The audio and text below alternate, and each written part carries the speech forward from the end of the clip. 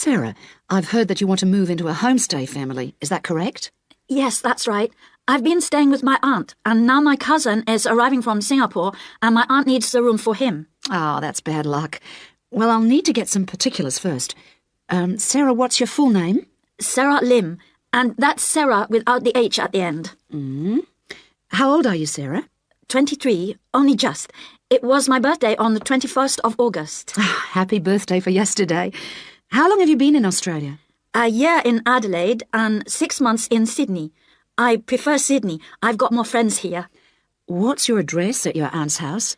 Flat 1, 539 Forest Road, Canterbury. And the postcode is 2036. Okay. What are you studying now?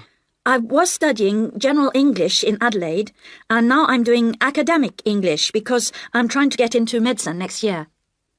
That sounds good, but it'll take you a long time.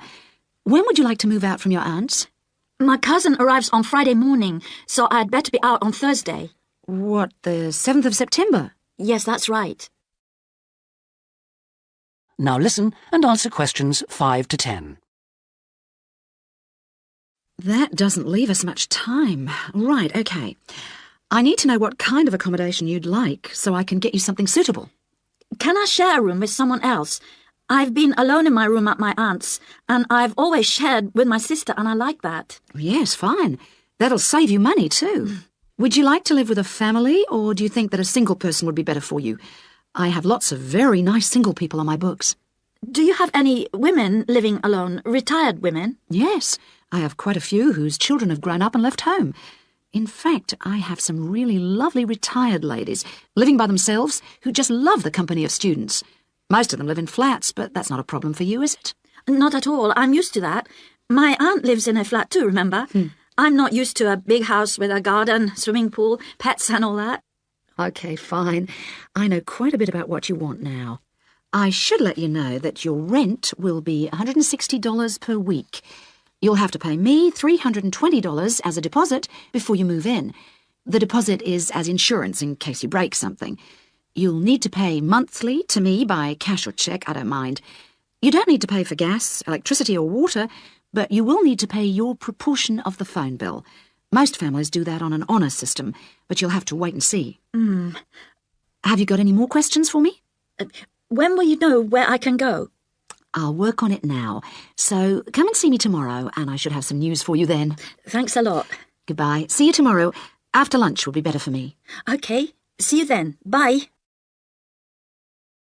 That is the end of Section 1. Section 2. Now listen carefully and answer questions 11 to 14. Good evening. And in this week's edition of Focus on the Arts, Jane Hemington is going to fill us in on what's in store for us at this year's Summer Festival. Over to you, Jane. Thank you, Jeffrey. This year, the Summer Festival is the biggest we've ever seen, so there should be something for everybody. This is the 3rd year they've run it, and the timing's slightly different. For the last couple of years, it's been around the 5th to 17th, but this year, they wanted to allow everyone enough time to recover from the 1st of January celebrations, and they've put it at the end of the month. The program has sensational theater, dance, and also a large number of art exhibitions. But the thing the festival is most famous for is its great street music. For today's report, though, Jeffrey, I'm looking at some of the theatrical events that you might like to see. In particular, at this year's theme, circuses. I'm going to tell you about 2 circus performances, but there are plenty of others in the program. I've chosen these because they represent distinct movements within circus performance. The first is the Circus Romano from Italy. As this is a traveling circus, it follows a long tradition by performing in a marquee, which is really like a canvas portable building, usually put up in a green space or car park, rather than in a theater or stadium. Now listen and answer questions 15 to 20. In spite of this, Circus Romano isn't at all like the traditional circuses I grew up with. There are no animals, just very talented clowning and acrobatic routines. The show has a lot of very funny moments, especially at the beginning. But the best part is the music and lighting. They're magical. At $45, it's very expensive anyway. It's really for adult tastes. In fact, much of it would be wasted on children, so I suggest you leave them at home. The second circus performance is Circus Electrica at the Studio Theater. The purists are suggesting that this isn't a circus at all. It's a showcase for skills in dance and magic, rather than the usual ones you expect in a circus. With only 6 performers, it's a small production which suits the venue well. The studio only seats about 200 people. For my money, it's the aerial displays which are outstanding, as well as the magical tricks. Features which are missing from Circus Romano. An interesting feature of the show is that the performers are so young. The youngest is only 14, but it's still well worth seeing. A good one for the whole family. And finally, as it's summer, you may wish to see some of the festival performances that are being presented outdoors, like the famous Mekong water puppet troupe performing in the city gardens this week. Now, water puppetry is amazing. It's large puppets on long sticks, controlled by puppeteers standing waist-deep in the lake. The puppets do comedy routines, and there's some terrific formation dancing. This is a fantastic show, and the best moment comes at the end, seeing the puppeteers. When the troupe walks up out of the water, you get this amazing feeling. It's really hard to believe that what you've been watching is lifeless wood and cloth. As an adult, I had a great time, but I did note that other older people in the audience weren't quite as taken with it as I was. It's a must for young children, though, and that's the audience it's really aimed at. Well, that's all I've time for today, but I'll be back next week with more news of what's worth seeing and what it's best to miss. That is the end of Section 2. Section 3. Now listen carefully and answer questions 21 to 25. Hello, I'm Dawn Matthews. Yes, hello. I've been referred to you because I'm inquiring about the refresher courses that you run. I'd like to find out a bit more about them. OK. Well, we run quite a few different short courses for students who are either returning to study or studying part-time. Tell me about your situation. Well, I think that I really need some help in preparing for the coming semester, especially to build up my confidence a bit and help me study effectively because, you see, I've been out in the workforce for nearly 12 years now, so it really is a long time since I was last a student. Yes, it can seem like a long time, can't it?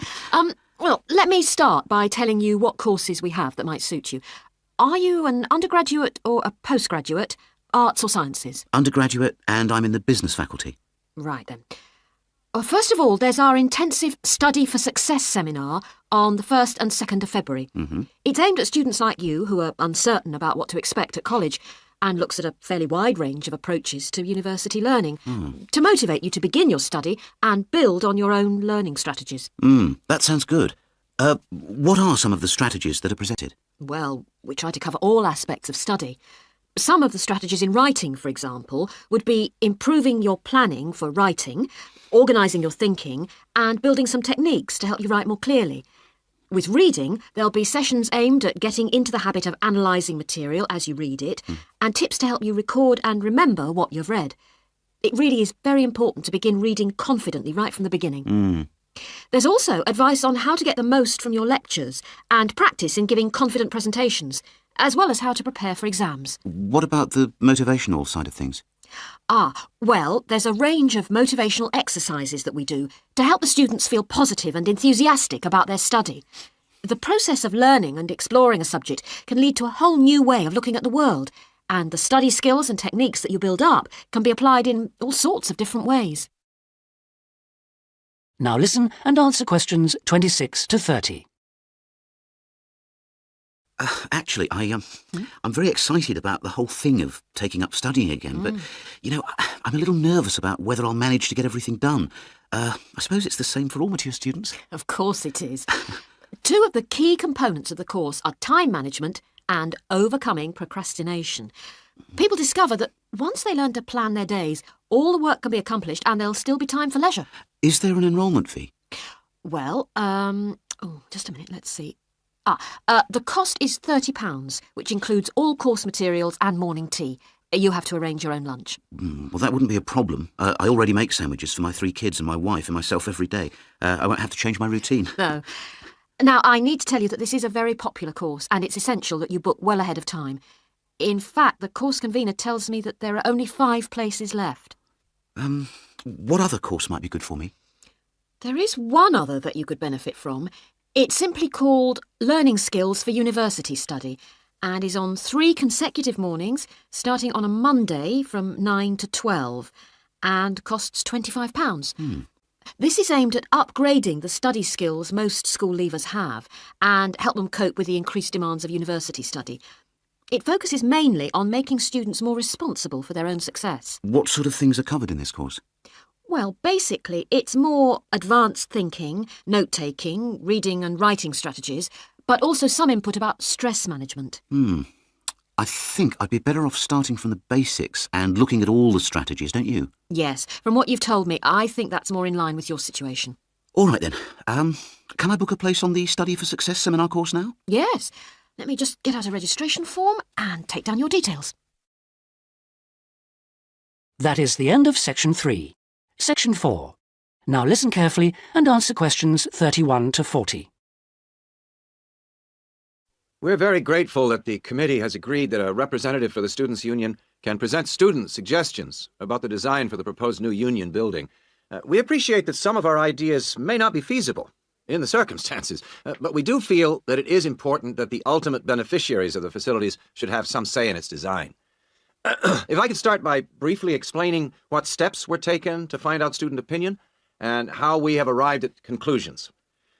Firstly, a meeting was held in the current union for our SU committee to explain the options. Then we invited all students to submit written suggestions for the design, placing cards in a suggestion box. These suggestions then provided the basis for the design of a questionnaire which was completed by approximately 2,000 of the college students over a period of 3 weeks. Finally, the SU committee collated the results and drew up a report. If I can just hand around a copy of that report. This presentation is essentially a summary and discussion of the key points of this report. So, in broad terms, the consensus was as follows. Firstly, regarding the crucial matter of the site, we presented the 3 options that you have proposed. 1, in the city centre near the Faculty of Education. 2, on the outskirts of the city near the park. And 3, out of town near the halls of residence. We asked students to cite reasons for and against these sites, and there was remarkable agreement on all 3. Site 1 was unpopular because of traffic and parking problems. Site 2 had a number of supporters, mainly because it was close to most lecture rooms. And Site 3, out of town near the halls of residence, was clearly the most popular because of access from living quarters. It was clear that the union was mainly to be used after lectures. It was also felt that the larger site would allow more room for a choice of facilities. Our second area of interest was obviously the facilities. There was minimal interest in having a library on the premises, but one option seemed to be a reading room instead, more useful. We would like the current table games room to be replaced with a small gym, and if possible, a small swimming pool. Not, of course, Olympic-sized. There was a large number of respondents in favor of a travel agents and insurance center. We also request that there be the offices of the Student Counseling Center, moving this from the refectory. There was, however, much disagreement about whether to build a drama theatre. Just over 40% of the respondents were in favor, but a largish minority were strongly against it, claiming that it is elitist and a waste of funds. Essentially, the jury is out on that. Finally, given the number of unfortunate incidents in the current union over the past few months, a strong point was repeatedly made about security. The recommendations would be at least video surveillance and security personnel who would check student union cards on request. We doubt if it would be feasible to have a check at reception of all people coming in. Well, this is the summary of the views of the student population. As I say, fuller details are given in our report, but I'm happy to take any questions if you have them.